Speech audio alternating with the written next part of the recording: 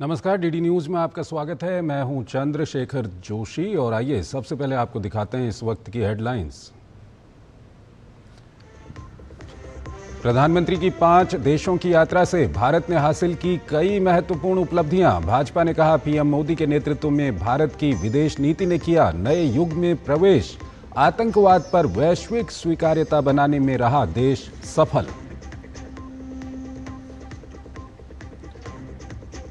बाढ़ भूस्खलन से प्रभावित राज्यों को केंद्र सरकार की बड़ी राहत। 1066.80 करोड़ रुपए की सहायता। असम, मणिपुर, मेघालय, मिजोरम, केरल और उत्तराखंड को एसडीआरएफ के अंतर्गत केंद्रीय हिस्से में मिलेगी सहायता। गृह मंत्री अमित शाह ने कहा, हर परिस्थिति में राज्यों के साथ दृढ़ता से खड़ी मोदी सरकार। मूडा घोटाले मामले में कर्नाटक हाईकोर्ट का बड़ा फैसला। मुख्यमंत्री सिद्धारमैया की पत्नी के खिलाफ नोटिस जारी करने का आदेश। सुनवाई 4 सितंबर तक के लिए स्थगित।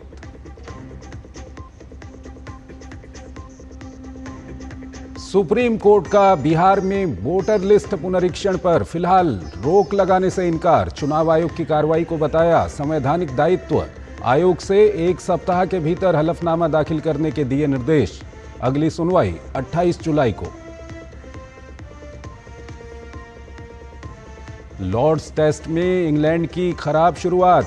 शुरुआती ओवर में गंवाए 2 विकेट। लंच तक स्कोर 2 विकेट पर 83 रन।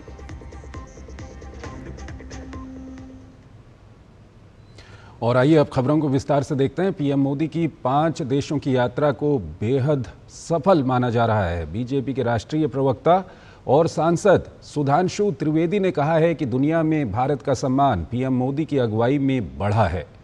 सुधांशु त्रिवेदी ने कहा कि पीएम मोदी को अब तक 27 देशों का सर्वोच्च नागरिक सम्मान दिया जा चुका है, जो देश की जनता का सम्मान है।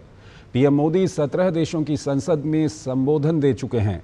सुधांशु त्रिवेदी ने कहा कि ब्रिक्स में पीएम मोदी ने आतंकवाद को लेकर साफ कहा, पीड़ित और आतंकवाद को फैलाने वालों को एक तराजू में नहीं तोला जा सकता है। प्रधानमंत्री श्री नरेंद्र मोदी जी अपनी एक सुदीर्घ विदेश यात्रा करने के उपरांत आज वापस आए हैं। इस लंबी विदेश यात्रा में भारत ने कई महत्वपूर्ण उपलब्धियां हासिल की हैं। नंबर 1, आतंकवाद के विषय पर एक वैश्विक स्वीकार्यता प्रधानमंत्री जी के द्वारा अंतर्राष्ट्रीय मंच पर स्थापित हुई, जब ब्रिक्स शिखर सम्मेलन में आतंकवाद वाले विषय के ऊपर न सिर्फ सर्वसम्मति के साथ भारत के पक्ष का अनुमोदन हुआ, बल्कि प्रधानमंत्री जी ने बहुत स्पष्ट कहा कि आतंकवाद के पीड़ित और आतंकवाद के प्रायोजक को एक तराजू पर नहीं तौला जा सकता। सुधांशु त्रिवेदी ने आगे कहा कि भारतवंशी आज पूरे विश्व में हैं। त्रिवेदी ने कहा कि त्रिनिदाद टोबैगो घाना से भारत का पुराना संबंध है। पीएम की इस यात्रा ने इन देशों के साथ संबंधों को एक नए आयाम तक पहुंचाया है। भारतवंशी समुदाय यानी इंडियन डायस्पोरा आज पूरे विश्व में एक बहुत प्रभावी और सृजनात्मक भूमिका निभाने वाला समुदाय है। ट्रिनिडाद टोबैगो और घाना जैसे देशों से जो भारतीय मूल के लोगों का संबंध घाना से लगभग शताब्दी पूर्व का है और ट्रिनिडाद एंड टोबैगो से 180 साल पुराना संबंध है। आप सभी ने देखा कि ट्रिनिडाद की प्रधानमंत्री जो कमला विश्वेश्वर जी हैं, वो मूलतः बिहार के बक्सर की रहने वाली हैं। यानी एक प्रकार का कैसा सामाजिक और सांस्कृतिक संबंध भारत का इन देशों के साथ है, उसको एक नए आयाम तक पहुंचाना यह तीसरी बड़ी उपलब्धि है। केंद्र सरकार ने राज्य आपदा प्रतिक्रिया कोष एसडीआरएफ से बाढ़ और अतिवृष्टि से प्रभावित राज्यों के लिए 1066.80 करोड़ रुपए का अनुदान जारी किया है। केंद्रीय गृह मंत्री अमित शाह ने ये जानकारी अपने सोशल मीडिया हैंडल एक्स पर साझा की। उन्होंने लिखा कि मोदी सरकार हर परिस्थिति में राज्यों के साथ दृढ़ता से खड़ी है। आज केंद्र सरकार ने बाढ़ और भूस्खलन प्रभावित असम, मणिपुर, मेघालय, मिजोरम, केरल और उत्तराखंड राज्यों के लिए एसडीआरएफ के अंतर्गत केंद्रीय हिस्से के रूप में 1066.80 करोड़ रुपए की राशि स्वीकृत की है। इस वर्ष 19 राज्यों को एसडीआरएफ एनडीआरएफ निधि से 8,000 करोड़ रुपए से अधिक की राशि प्रदान की गई है। वित्तीय सहायता के अलावा आवश्यक एनडीआरएफ, सेना और वायुसेना की तैनाती सहित सभी रसद सहायता प्रदान करना हमारी प्राथमिकता रही है।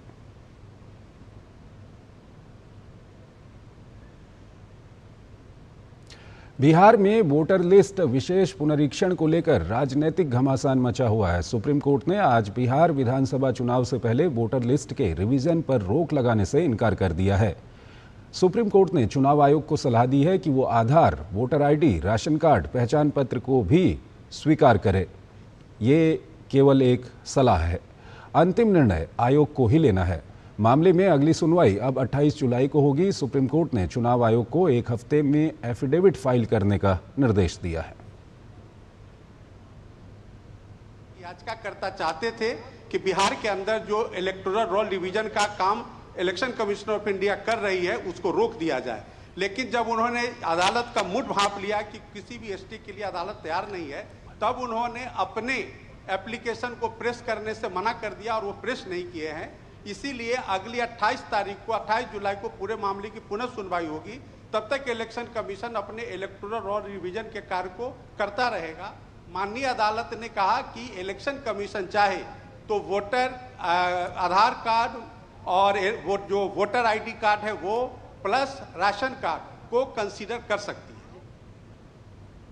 मामले में याचिकाकर्ता अधिवक्ता अश्विनी उपाध्याय ने कहा कि हमारी मांग है कि ये सत्यापन अभियान जारी रहना चाहिए। अगर मतदाता सूची में एक भी रोहिंग्या या एक भी घुसपैठिए का नाम है तो उसे हटाना जरूरी है। हमारी याचिका, हमारी मांग ये है कि ये सत्यापन चलना चाहिए, डोर टू डोर चलना चाहिए।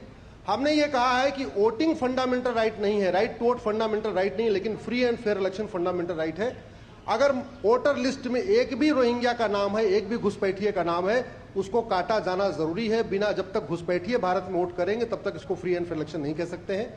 माननीय सुप्रीम कोर्ट में हमारी याचिका पे भी और जो दूसरा पक्ष चाहता था कि रुक जाए, दोनों पक्षों की याचिका पे इलेक्शन कमीशन को नोटिस जारी किया है। हमारी याचिका में सारे राज्य सरकारें भी पार्टी हैं, इसलिए उनको भी नोटिस जारी किया है।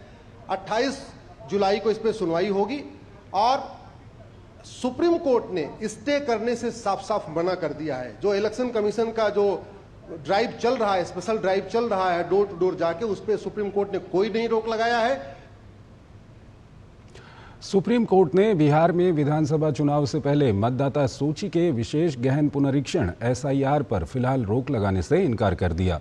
बिहार के उप मुख्यमंत्री विजय कुमार सिन्हा ने स्वागत करते हुए कहा कि अगर 100% मतदान हो, मतदाताओं में जागरूकता उत्पन्न हो, सभी को मतदान में अधिकार मिले तो इसमें विपक्ष को आपत्ति क्यों है।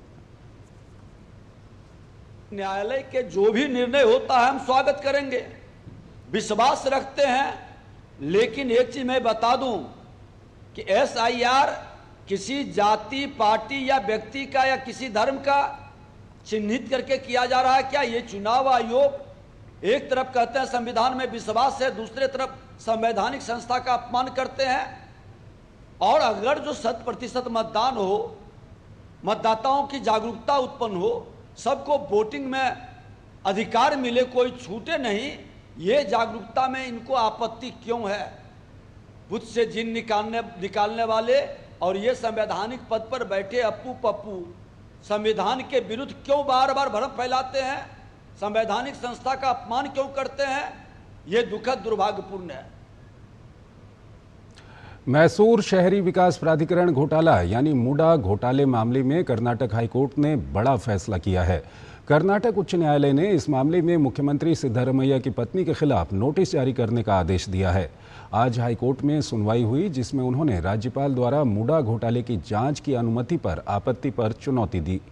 हालांकि सुनवाई के बाद उच्च न्यायालय की खंडपीठ ने मामले में 4 सितंबर तक के लिए सुनवाई को टाल दिया है।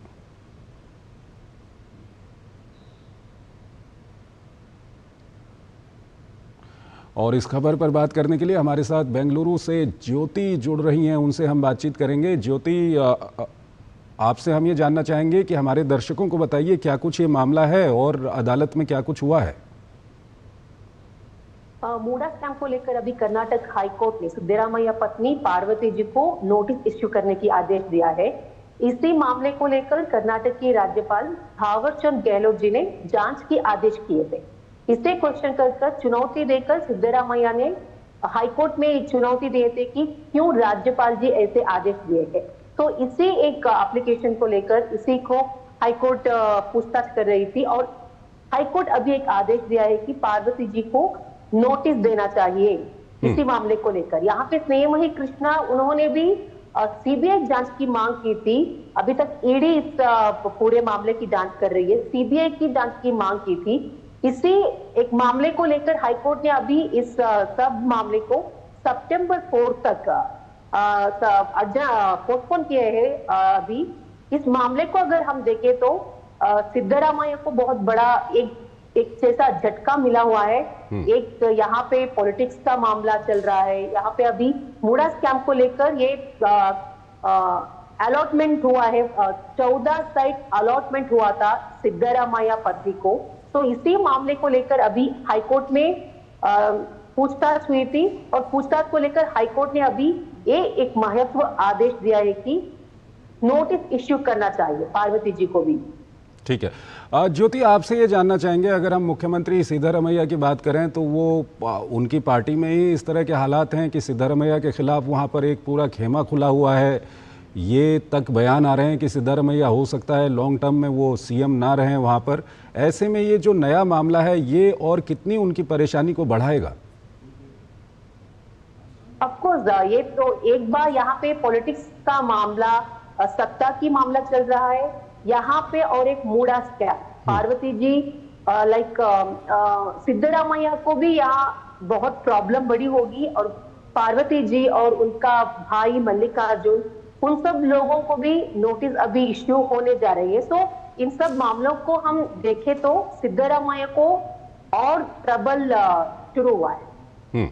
बहुत बहुत शुक्रिया आपका ज्योति इन तमाम जानकारियों के लिए। और यहाँ पर हमको एक छोटा सा ब्रेक लेना है यहाँ पर।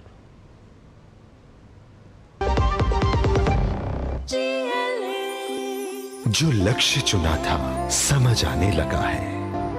जीएलए यूनिवर्सिटी, उच्च लक्ष्य की निश्चित प्राप्ति। मेरी पसंद, मेरी पसंद, मेरी पसंद, मेरी पसंद, हमारी पसंद, हम सबकी पसंद। मजबूत देश का मजबूत सरिया हो गया स्टील। स्वागत है आपका ब्रेक के बाद। कर्नाटक के मुख्यमंत्री पद को लेकर सियासी बवाल मचा हुआ है। इसी कड़ी में सिद्धरामैया दिल्ली में मौजूद हैं। इस बीच सिद्धरामैया ने मुख्यमंत्री पद को लेकर बड़ा बयान दिया है। उन्होंने दावा किया है कि मुख्यमंत्री के पद में बदलाव को लेकर कोई चर्चा नहीं हो रही है। उन्होंने साथ ही कहा कि डीके शिवकुमार खुद भी कह चुके हैं कि सीएम पद को लेकर कोई वैकेंसी नहीं है, कोई 50-50 फॉर्मूला नहीं है। हालांकि सिद्धरामैया ने यह भी जोड़ा कि हाईकमान जो भी फैसला लेगा दोनों नेता उसका पालन करेंगे। Mr. D.K. Shivkumar himself said it that there is no vacancy of the CM post. Whatever decision taken by the High Command, both of us will follow, will obey. Karnataka Congress में सीएम पद को लेकर मचे आपसी घमासान पर भाजपा नेता सीटी रवि ने कहा है कि कर्नाटक कांग्रेस के लिए एटीएम है। बिहार में चुनाव है, इसलिए दोनों नेता पैसे लेकर दिल्ली जा रहे हैं और बयान देकर नौटंकी कर रहे हैं। दूसरी तरफ राज्य की जनता परेशान है। बिहार चुनाव है ना, वहाँ कर्नाटक से कुछ लेके देना पड़ता है, उसकी वजह से सीएम डीसीएम वहाँ गया है। यहाँ ये कर्नाटक कांग्रेसियों को एटीएम ऐसा पहले भी किया था, अभी भी किया है, उसकी वजह से वो लोग तजुरी लेके गए हैं ऐसा लगता है। आप नाटकबाजी बंद करो, अब टेंट एक दिन मैसूर में बयान दे करके नाटकबाजी करता है, दूसरा दिन बेंगलोर में आकर के नाटकबाजी करता है, तीसरा दिन दिल्ली में जाकर के नाटकबाजी करता है। नाटकबाजी बंद करो। अगली खबर की ओर चलते हैं। देश में कुछ ऐसी बीमारियां हैं जो लोक स्वास्थ्य के लिए चुनौती बनी हुई हैं। ICMR के वैज्ञानिक इन बीमारियों का वैक्सीन बनाने पर काम कर रहे हैं। इनमें डेंगू, जापानी इंसेफेलाइटिस और रेबीज के वैक्सीन शामिल हैं। अगले 2 साल में डेंगू का स्वदेशी वैक्सीन तैयार हो जाएगा। इसके लिए चेन्नई स्थित ICMR के नेशनल इंस्टीट्यूट ऑफ एपिडेमियोलॉजी की ओर से देश के 20 केंद्रों पर 10,000 प्रतिभागियों के साथ फेज 3 का क्लिनिकल ट्रायल जारी है। इसके अलावा जापानी इंसेफेलाइटिस और रेबीज की स्वदेशी वैक्सीन पर भी स्टडी चल रही है। वैक्सीन कब तक तैयार होगी, इस पर चेन्नई स्थित NIE के निदेशक डॉक्टर मनोज V मुरहेकर से खास बातचीत की हमारे संवाददाता नितेंद्र सिंह ने। हमारे साथ चेन्नई स्थित नेशनल इंस्टीट्यूट ऑफ एपिडेमियोलॉजी के डायरेक्टर डॉक्टर मनोज हैं। सर, कौन कौन सी आपकी जो वैक्सीन के जो कार्यक्रम चल रहे हैं वो कौन कौन बीमारियों को लेकर चल रहे हैं और क्या उसका स्टेटस है? अभी डेंगू की नई वैक्सीन पैनेशिया बायोटेक्नोलॉजी ने बनाए हैं। तो ये डेंगू वैक्सीन जो है वो लाइव अटेन्यूएटेड वैक्सीन है, टेट्रावैलेंट वैक्सीन है। चारों भी सीरोटाइप डेंगू के वो वैक्सीन के अंदर है और इसकी फेज़ 3 ट्रायल अभी ICMR कोऑर्डिनेट कर रहा है और पूरे भारत में 20 सेंटर में ये स्टडी हो रही है और उसकी टोटल सैंपल साइज़ है अबाउट 10,000। सो अभी अब तक हमने 8,000 पार्टिसिपेंट को एनरोल किया है और we will now follow this participant over a period of 2 years और we will find out what is the incidence of dengue in vaccinated and placebo and those who received placebo. इसके अलावा और कौन कौन से बीमारियों के वैक्सीन? यही कि 2 डोजेस लगते हैं, तो ऐसा हो सकता है पहला डोज एक टाइप का वैक्सीन लिया होगा, दूसरा डोज का वैक्सीन ने लिया होगा। इसीलिए हम लोग एक स्टडी कर रहे हैं कि अगर ये इंटरचेंज किया जेई का वैक्सीन, अगर कोई बच्चे ने इंटरचेंज रेजिम में लिया है वैक्सीन तो उसकी वो इम्यूनोजेनिक होता है कि नहीं। तो ये स्टडी अभी चल रही है। इसके लिए हमने 5 सेंटर में स्टडी किया है। सब पार्टिसिपेंट को सब एनरोल कर लिया है। अभी NIV पुणे में इसकी लैब टेस्टिंग जारी है और मुझे उम्मीद है कि 3 या 4 महीने में इसके रिजल्ट आ जाएंगे। और एक स्टडी NIM में चल रही है जो है कि रेबीज़ वैक्सीन के ऊपर। अभी WHO ने रिसेंट रिकमेंडेशन आया WHO का कि एक average Cambodia regime is also effective. Average regime में 3 ही डोज देते हैं, 0, 3 एंड 7। बट अगेन प्रोग्राम को they want a data from India कि ये 3 डोज वैक्सीन का देने से whether people will have enough immunity against rabies.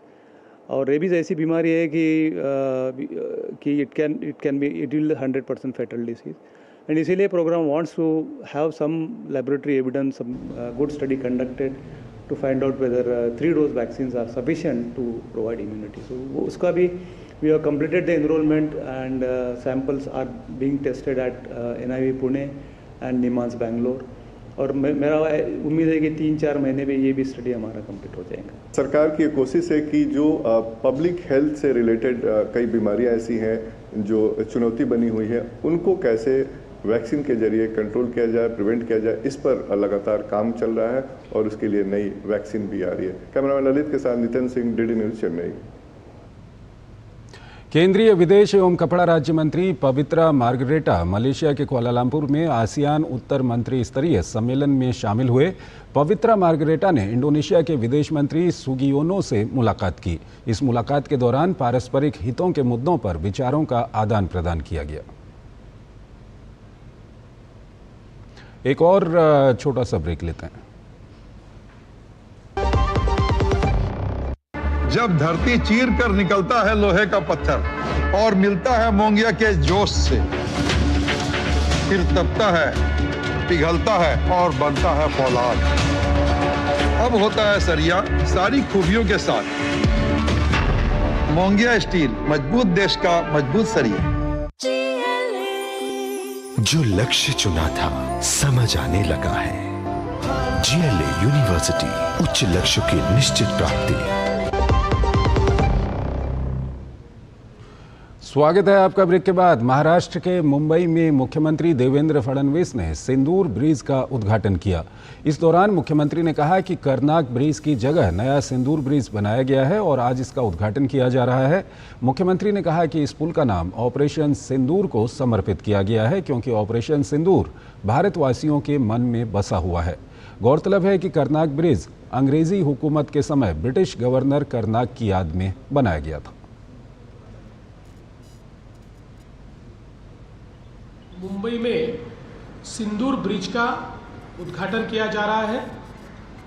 हम सभी जानते हैं कि बहुत ही पुराना कर्नाक ब्रिज यहाँ हुआ करता था, जिसको एक प्रकार से क्षतिग्रस्त वो था, इसलिए उसको गिराकर ये नया ब्रिज बनाया गया है।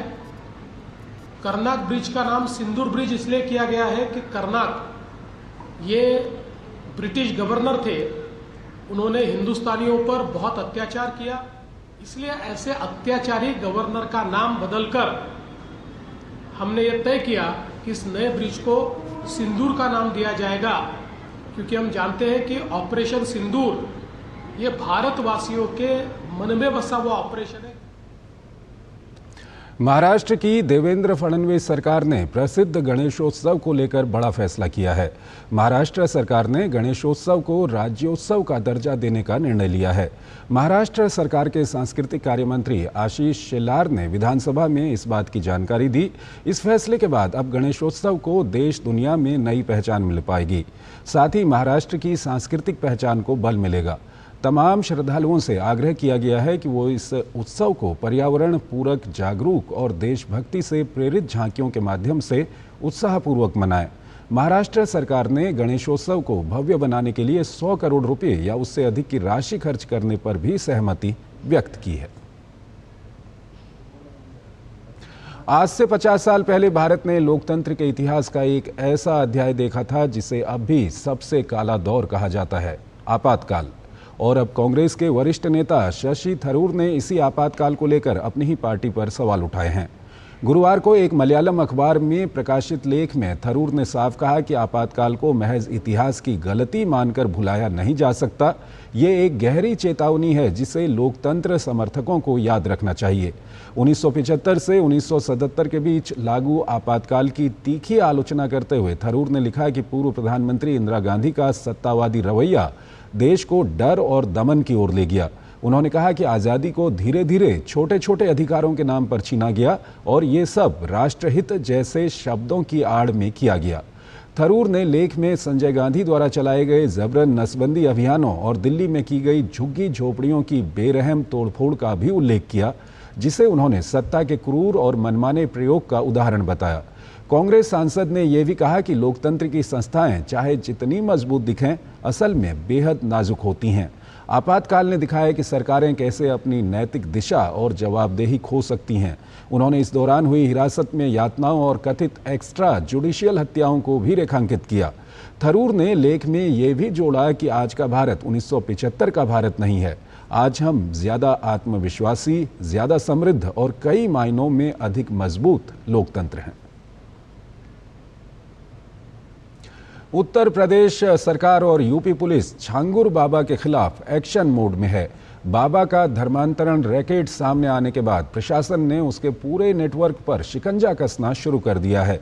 इसी कड़ी में उत्तर प्रदेश एटीएस ने छांगुर बाबा और उसकी मुख्य सहयोगी नीतू उर्फ नसरीन को 7 दिन की रिमांड पर लिया है। उत्तर प्रदेश एडीजी कानून व्यवस्था अमिताभ यश ने बताया कि ये गिरोह पिछले 15 सालों से काम कर रहा है और धर्मांतरण करवा रहा है। जिन लोगों के खिलाफ सबूत हैं उन सभी को गिरफ्तार कर लिया गया है। 5 जुलाई को छांगुर बाबा और जमालुद्दीन और उसके प्रमुख सहयोगी नीतू उर्फ नसरीन की गिरफ्तारी की गई थी। आज 7 दिवस का रिमांड यूपी एटीएस द्वारा इन्वेस्टिगेशन के दौरान इन दोनों मुख्य अभियुक्तों का लिया गया है। इनसे इस गैंग के सभी गतिविधियों, इनके मनी ट्रेल, इनके द्वारा अर्जित अवैध संपत्तियां इत्यादि की जानकारी की जाएगी। साथ ही संपूर्ण गैंग के नेटवर्क की जानकारी भी प्राप्त की जाएगी। लगभग 15 वर्षों से यह गैंग वहां कार्य कर रहा था और इस दौरान इसने काफ़ी बड़ी संख्या में धर्मांतरण कराए। देश भर में गुरु पूर्णिमा का पर्व पूरे देश में श्रद्धा और भक्ति के साथ मनाया जा रहा है। ये दिन खास तौर पर महर्षि वेदव्यास जी के जन्मदिन के तौर पर मनाया जाता है, जिन्होंने वेदों का संपादन और महाभारत की रचना की थी। इसलिए इस दिन को व्यास पूर्णिमा भी कहा जाता है। आज का दिन अपने गुरु के प्रति सम्मान और आभार व्यक्त करने का अवसर होता है।